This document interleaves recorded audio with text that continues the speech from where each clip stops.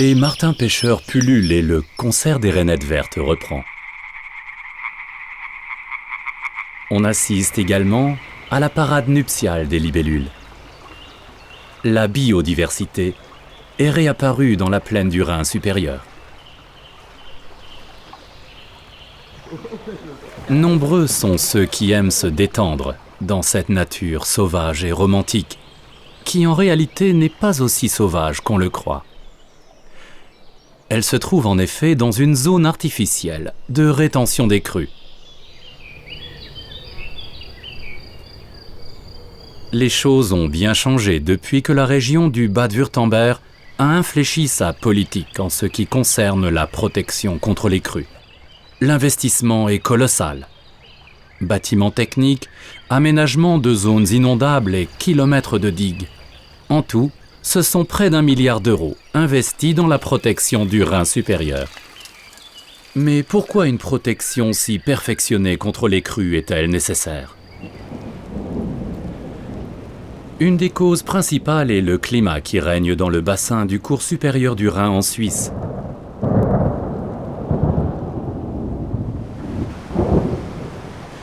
Au printemps, à la fonte des neiges, d'importants volumes d'eau sont libérés. Ajoutés aux fortes pluies, des courants naissent qui, en se rejoignant, se transforment en torrents. À présent, le Rhin et ses affluents sont en crue. Le changement climatique laisse craindre la multiplication des pluies torrentielles et donc des crues. Situation d'autant plus dangereuse lorsque deux raz de marée se rencontrent.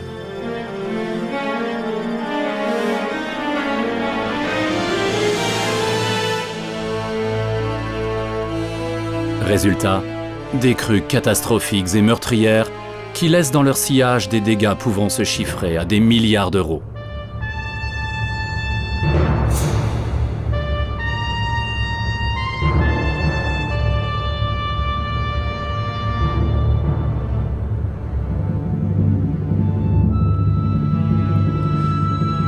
Si le changement climatique augmente bel et bien le danger, les causes sont à rechercher dans le passé.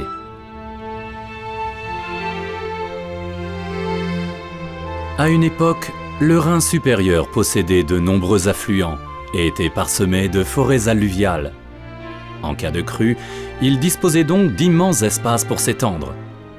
Au milieu du XIXe siècle, le Rhin a été corrigé et le lit approfondi, ce qui permit de gagner du terrain à mettre en culture. De même, la navigation a pu être développée.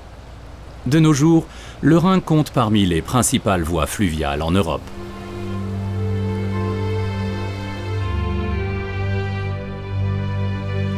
La construction des chutes a définitivement transformé le Rhin. Les digues ont été construites directement le long du fleuve, empêchant en cas de crue l'eau de s'écouler sur les plaines alluviales. C'est ainsi que les zones naturelles de rétention des crues ont disparu. De nos jours, les villes et les industries se sont étalées jusqu'aux rives même du fleuve. En cas de crue, de nombreuses vies seraient donc en danger. Et les dégâts potentiels sont estimés à près de 6 milliards d'euros.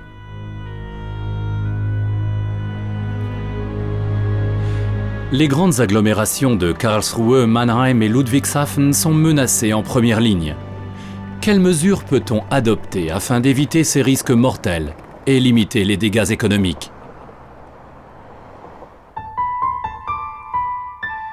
En 1982, les pays bordant le Rhin, la France et l'Allemagne, ont signé une convention sur la protection contre les crues.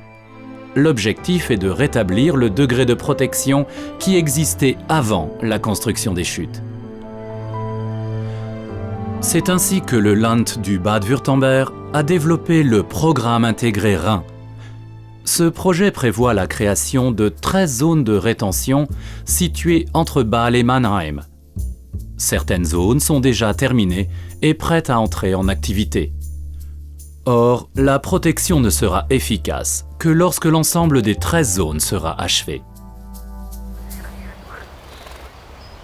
La mesure la plus importante sont des zones de rétention réglables, appelées polders.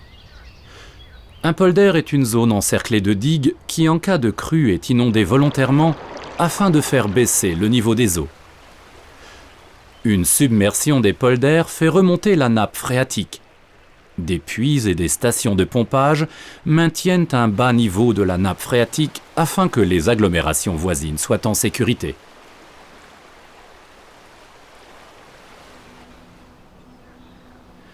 La station de pompage d'Altenheim a déjà fait ses preuves. Ces pompes sont entretenues et testées régulièrement. Une fois tous les trimestres, elles tournent à l'essai pendant 24 heures.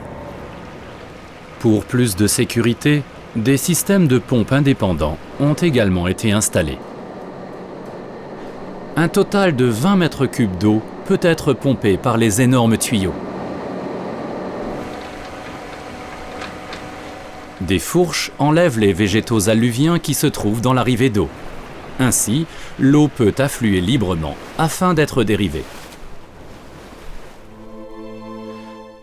Cela fait plus de 20 ans que les polders d'Altenheim, au sud de la commune de Kehl, servent de zone de rétention.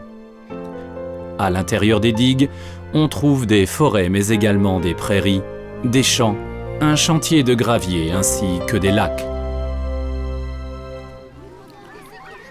Ces lacs attirent une foule venue des alentours. De nombreux visiteurs ont même fait le voyage depuis la France afin de se baigner ou faire de la plongée. La qualité de l'eau contrôlée régulièrement n'est pas détériorée par l'activité des polders. La majeure partie des polders est recouverte de forêts alluviales. Ces forêts créent un écosystème généreux permettant une grande diversité d'espèces animales. Ainsi, le milan noir ou le piquemar y ont élu domicile.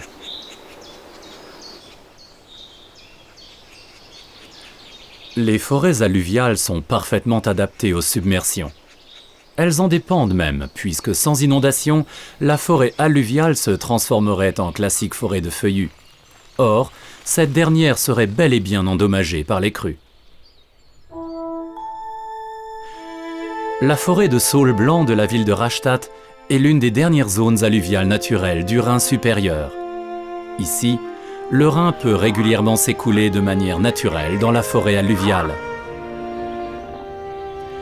Les saules blancs sont des arbres typiques des zones alluviales. Ils sont capables de rester jusqu'à 300 jours par an les pieds dans l'eau. D'autres espèces, telles que le chêne et l'orme, peuvent le supporter une centaine de jours au moins.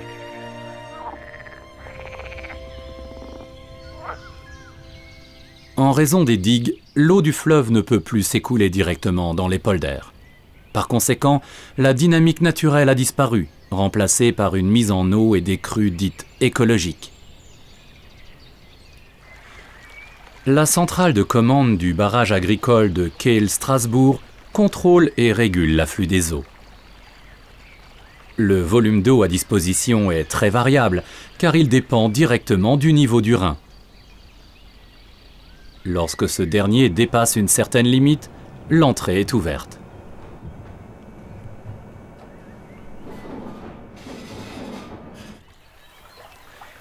Ainsi, l'eau afflue dans les polders. C'est la crue écologique.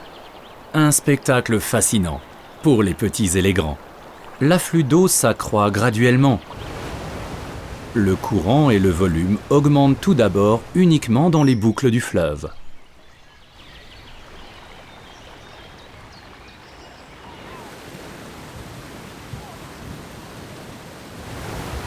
Puis, lorsque le Rhin a atteint un tel niveau qu'une plus grande quantité d'eau peut affluer, celle-ci cherche d'autres voies. Les lits asséchés, les anciens méandres du fleuve, reprennent leurs fonctions et se remplissent d'eau. C'est ainsi qu'en général, le sol des polders n'est inondé qu'en partie, sauf en cas de crues extrêmes.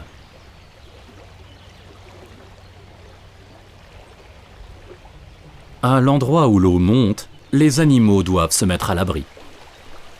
Beaucoup grimpent tout simplement un étage supérieur et attendent la fin du déluge.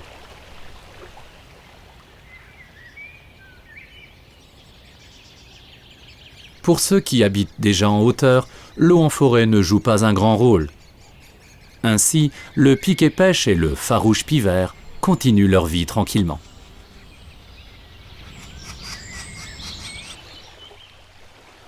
Le bois mort ainsi que les broussailles sont importants car ils peuvent se transformer en un radeau bienvenu.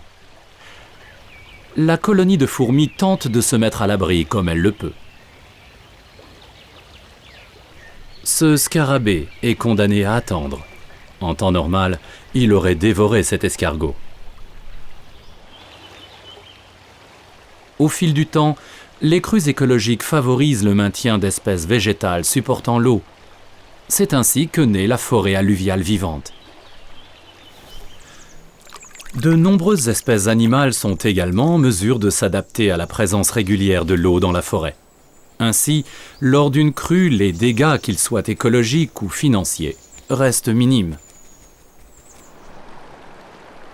En général, après quelques jours, l'eau a déjà disparu. Le limon qui reste n'est peut-être pas très beau à voir, mais il contient de précieux éléments nutritifs pour les plantes de la forêt alluviale.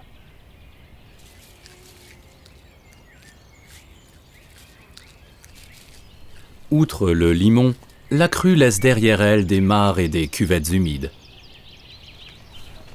Afin d'éviter le fléau des cousins, les eaux sont contrôlées et traitées contre les larves de moustiques. On utilise pour cela le BTI, une protéine cristallisée provenant d'une bactérie qui sert d'insecticide biologique, toxique uniquement contre les larves de moustiques. Faire appel au secours de forces aériennes n'est pas exclu en cas de grandes inondations. Dans ce cas, on utilise un granulé congelé contenant les substances actives des cristaux de protéines. Ces interventions sont réalisées par le CAPS, Groupe d'action communal pour la lutte contre le fléau des cousins. Malgré l'ampleur de ces interventions, le coût par habitant concerné est de moins d'€1 par an.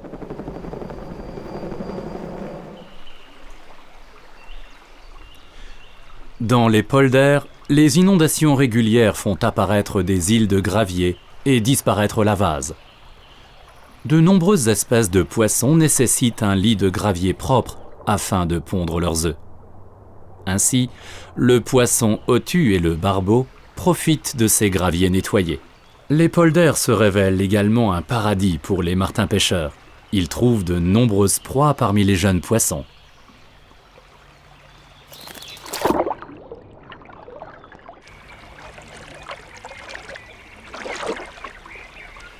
De plus, la force de l'eau crée constamment de nouvelles parois escarpées. Les martins-pêcheurs utilisent ce genre de parois abruptes pour leur couvaison. À l'heure actuelle, on estime qu'une dizaine de couples nichent dans les polders d'Altenheim. Les crues sont des événements naturels et inévitables. Par contre, les dégâts qu'elles provoquent peuvent être limités.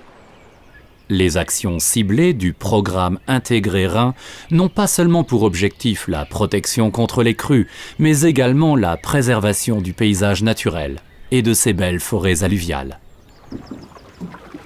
Que ce soit pour l'activité physique, la découverte de la nature ou encore une balade en famille, les zones de préservation offrent de nombreuses possibilités de détente. Et elles ont déjà fait leurs preuves dans les moments critiques. En 1999, lors de la crue du siècle, le niveau de l'eau a pu être réduit de 24 cm, un volume suffisant pour préserver Karlsruhe et Speyer d'une inondation. Cependant, les villes jouxtant le Rhin sont encore et toujours dépendantes de la solidarité des habitants du Rhin supérieur. Car il faudra attendre que tous les projets du programme intégré Rhin soient réalisés avant que la protection contre les crues soit complète. C'est alors seulement que nos enfants pourront regarder l'avenir sereinement.